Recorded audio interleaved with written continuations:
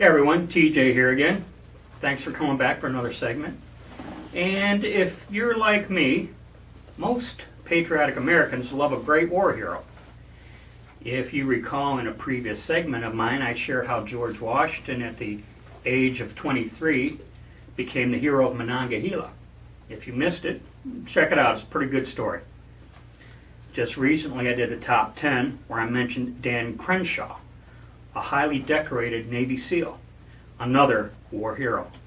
Well, today I'm going to tell you about another war hero. His name is Donald Buldoc, and he is running for a political office.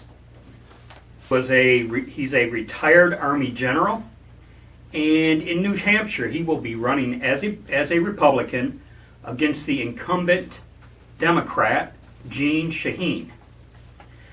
Now, am I impressed that he attained the lowly rank of a brigadier general? That's a 1 star. I say that in jest because I was but a lowly E5 buck sergeant. But here's what impressed me about the guy. For starters, served in the United States Army 36 years. Did 10 tours in Afghanistan. 2 awards for valor, 5 Bronze Stars, and 2 Purple Hearts. And I think we all know what you got to do to get a Purple Heart. Here's what most impressed me about Donald Buldoc. He was in the Special Forces, which we kind of know by the nickname of Green Berets, and he was part of the group that has become known as the legendary horse soldiers. Who were these horse soldiers?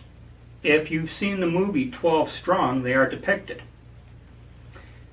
Special Forces were sent into Afghanistan very soon after the 9/11 attacks on the World Trade Centers. They teamed up with the Northern Alliance, led by a man by the name of General Buldoc. Upon their arrival in Afghanistan, they quickly discovered the best way to maneuver from point A to point B and engage the Taliban was going to be on horseback. This was because of the mountainous terrain and the style of the guerrilla warfare. Thus, they became known as the horse soldiers. Upon declassification of their mission, because that was classified for I want to say 10 years or so, but upon the declassification, 12 Strong movie was able to be made, and they did some interviews with some of the Special Forces guys because they wanted to see, how accurate the movie was. And some of them said it's pretty accurate. One comment was they got more right than they got wrong. One comment was that they definitely depicted the spirit of the mission. And here's something that I found interesting. One comment was they felt General Buldoc was depicted accurately. And if you're familiar with the players in all of this, General Buldoc was not a very good guy. So, as time passed, an anonymous group of Wall Street bankers who lost friends on 9/11 commissioned a 6-foot memorial statue. It was the first memorial at Ground Zero.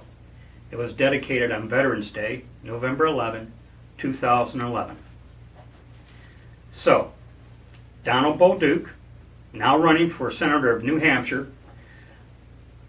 Hopefully he wins. And I'd just like to mention that here in Michigan, we have our own version of a war hero. It's John James. He was an Apache helicopter pilot, and if you're familiar with helicopters, that's one of our most advanced helicopters.